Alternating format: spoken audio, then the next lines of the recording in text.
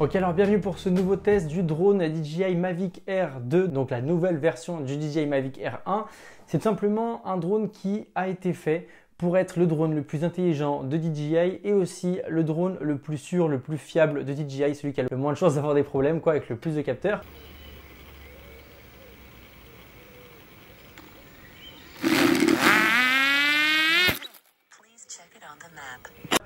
On va voir si c'est vraiment le cas et on va voir ce qu'on en pense, donc d'un point de vue global et des nouveautés qu'il apporte.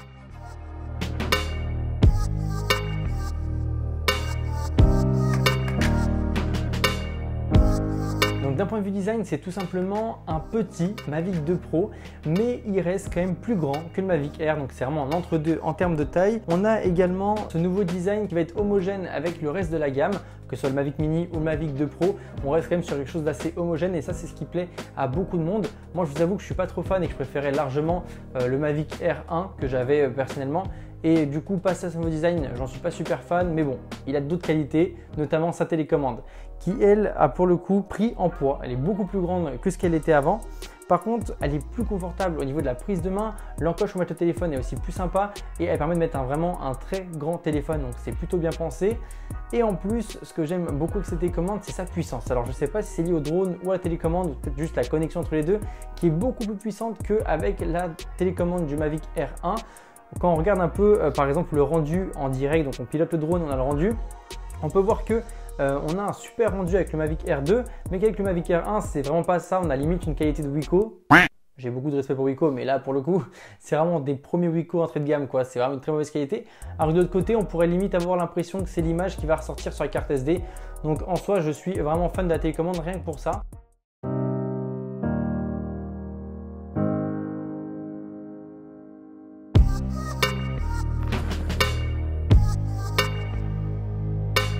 En ce qui concerne la qualité d'image, on a un capteur qui est quand même beaucoup plus grand que l'ancien capteur, donc qui permet d'avoir moins de bruit lorsqu'on monte un tout petit peu les ISO. Avant, je sais que sur le Mavic Air 1, quand on était à 100 ISO, on avait déjà un peu de bruit. Avec celui-ci, on peut aller jusqu'à 800, mais bon, ça on en parlera après. Et pour la photo, il a deux possibilités de photos, des photos de 12 millions de pixels et des photos de 48 millions de pixels. Alors ça, j'ai fait quelques tests et en gros, les photos de 12 millions de pixels sont des photos avec moins de détails, on peut moins zoomer, elles sont plus petites. Par contre, je trouve que la qualité est mieux, tout simplement parce que le Dynamic Range, comment ça s'appelle en français? La plage dynamique est meilleure sur le 12 millions de pixels. Mais si vous avez besoin d'une grande photo avec plus de détails, je vous conseille quand même de partir sur le 48 millions de pixels.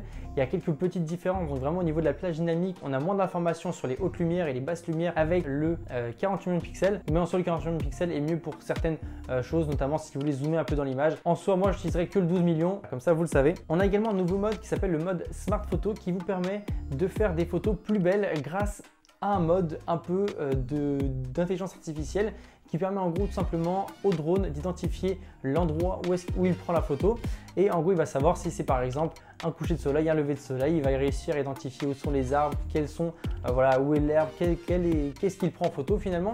Et grâce à ça, il va pouvoir faire un rendu de réduction du bruit, faire un rendu de réglage lui-même, donc un mode automatique complètement.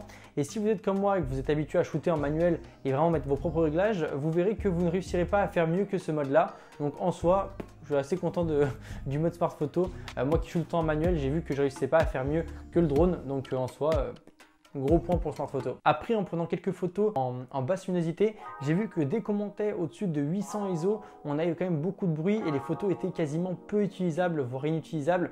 Donc après, je vous conseille vraiment d'essayer d'être dans le plus bas possible au niveau des ISO. Par contre, si on le compare par exemple au Mavic Air 1 qui lui fait aussi des photos, on est quand même sur quelque chose de beaucoup mieux vu que le Mavic Air 1 commence déjà à afficher un peu de bruit dès les 300-400 ISO et aux 800 ISO, on n'en parlait déjà plus. Là, celui-ci est quand même bien meilleur, mais il reste quand même en voie d'amélioration. Mais bon, ça c'est dû à la taille du capteur.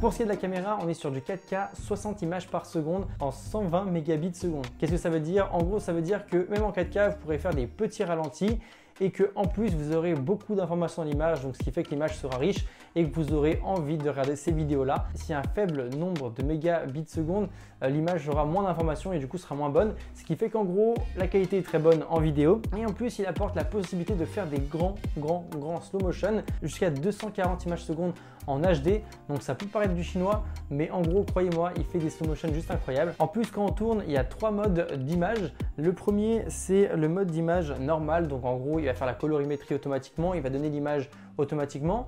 Ensuite il a le mode d'image cinéma, donc je ne sais plus exactement comment il l'a appelé. En gros, c'est du log, c'est un profil désaturé.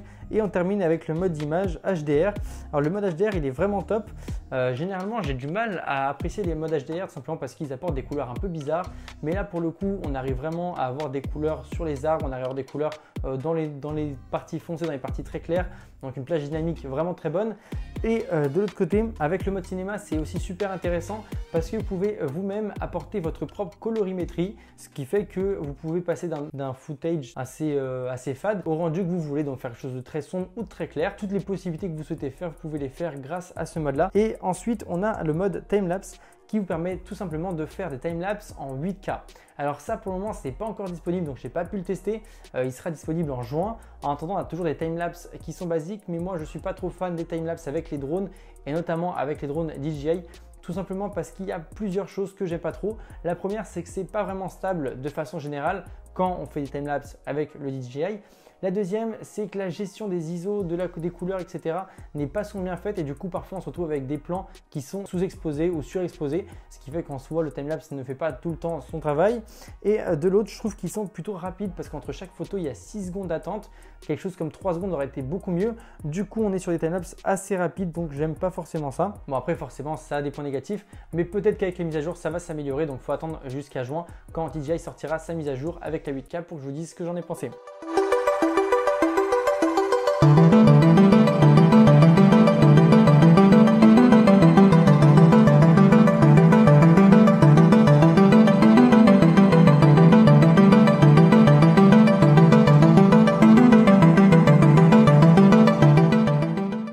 Pour le mode de vol, il y a différents capteurs qui soient en bas, devant, derrière, sur les côtés. Donc vraiment des capteurs un peu partout qui permettent au drone d'être le drone le plus safe, le plus fiable en gros lorsqu'on fait voler. J'ai d'ailleurs fait un plan où j'ai essayé de passer entre 2 arbres et en fait je voyais pas trop ce que je faisais et en fait je fonçais dans l'arbre et le drone s'est arrêté. Donc finalement les capteurs marchent. Heureusement qu'ils fonctionnent parce que sinon je me serais mangé l'arbre. Mais en soi ça reste quand même super cool qu'ils fonctionnent bien.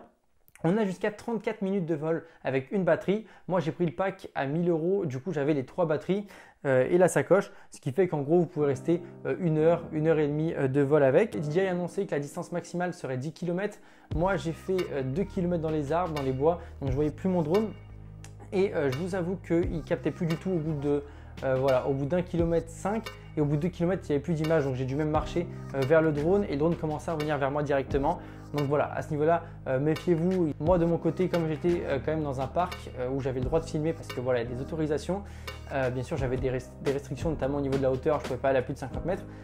J'étais quand même sur quelque chose de très encombré en termes de fréquence et du coup j'avais forcément moins de distance que si j'étais par exemple au milieu du désert et donc j'ai eu jusqu'à 2 km moi de mon côté. Et en termes de batterie, j'ai pas du tout tenu 35 minutes, j'ai plutôt tenu entre 20 et 30 minutes maximum selon les modes de vol. Alors il faut savoir qu'il y a le mode trépied. Le mode trépied il vous permet tout simplement d'être très stable et du coup de faire des mouvements ultra stables, donc qui sont vraiment très bien en post-production.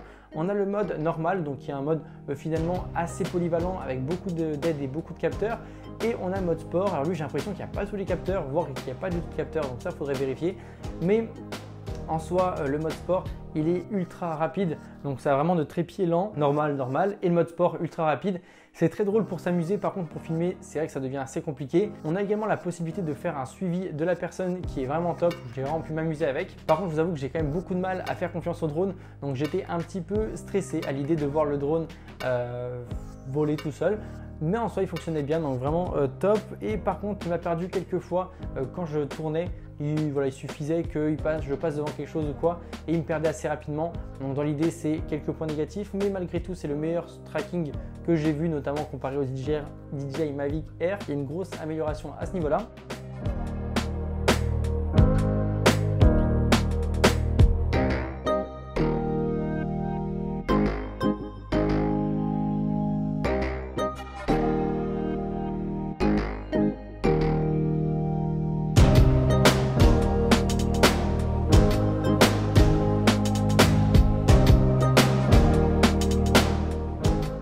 voilà, pour terminer, en gros, mon avis global et général, si je devais le dire en quelques phrases, le DJI Mavic Air 2, c'est simplement le drone le plus complet que j'ai jamais testé. J'ai beaucoup aimé ce drone et je l'ai trouvé vraiment safe, notamment en mode normal. J'ai pas eu trop peur de l'emmener loin de moi, etc. Contrairement au DJI Mavic Air 1.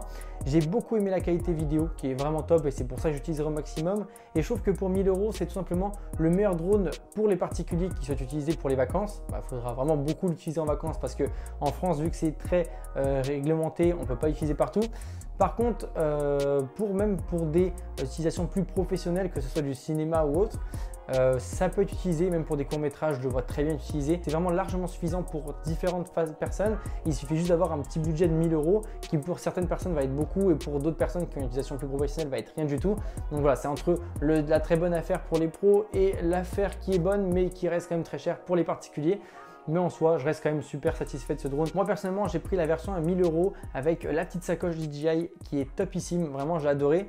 Les 3 batteries qui permettent vraiment d'avoir beaucoup d'autonomie. Et franchement, pour 1000 €, ça fait quand même l'affaire. C'est quand même assez propre.